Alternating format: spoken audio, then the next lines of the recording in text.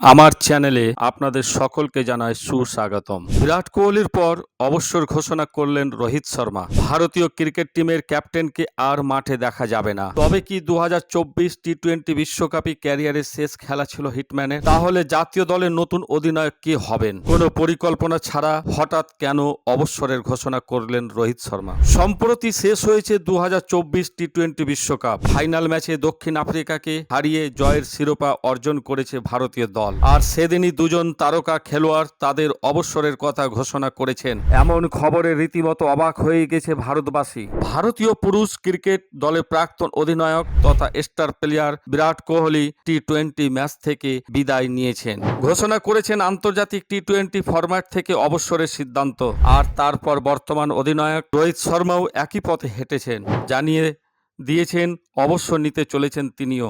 ভিডিওটি সোশ্যাল মিডিয়ায় ভাইরাল হতে বেশি সময় নেয়নি। তিনি কোনোদিন টি-20 ফরম্যাট থেকে অবসর গ্রহণ করার কথা ভাবেননি।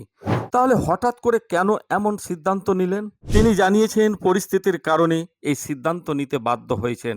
তার মতে টি-20 বিশ্বকাপ জেতার পর এটাই সঠিক সময় অবসর গ্রহণের সিদ্ধান্ত সকলকে জানানোর। তবে পরবর্তী টি-20 বিশ্বকাপে তাকে দেখা না গেলেও আইপিএলে দেখা যাবে। তিনি আইপিএল লিগে অংশগ্রহণ করবেন, এ নিয়ে কোনো সন্দেহ নেই, নিজের মুখে জানিয়েছেন সে কথা।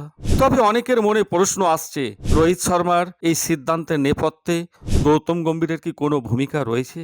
আমাদের কাছে এমন কোনো তথ্য নেই। বিগত কয়েক মাস ধরেই রোহিত শর্মা রিটায়ারমেন্ট নিয়ে কোনো কানাঘুষো শোনা যাচ্ছিল। তার হঠাৎ অবসর গ্রহণের সিদ্ধান্ত নিয়ে কোনো কথা বলেননি, কিন্তু বিরাট জানিয়েছেন নতুন প্রজন্মকে জায়গা ছেড়ে দিতেই এমন সিদ্ধান্ত নিয়েছেন তিনি। তবে বিরাট আর রোহিত দুজনকে একদিনের ক্রিকেটে আর টেস্ট ম্যাচে খেলতে দেখা যাবে। তবে শোনা যাচ্ছে KKR এর জার্সিতে দেখা যেতে পারে রোহিতকে। সবটাই রটনা, কোনো অফিসিয়াল খবর সামনে আনেননি BCCI। এই প্রসঙ্গে আপনাদের মতামত আমাদের জানাতে পারেন। আজকের ভিডিওটি ভালো লাগলে অবশ্যই লাইক, শেয়ার, কমেন্ট ও সাবস্ক্রাইব করে আমার পাশে থাকবেন। জয় হিন্দ।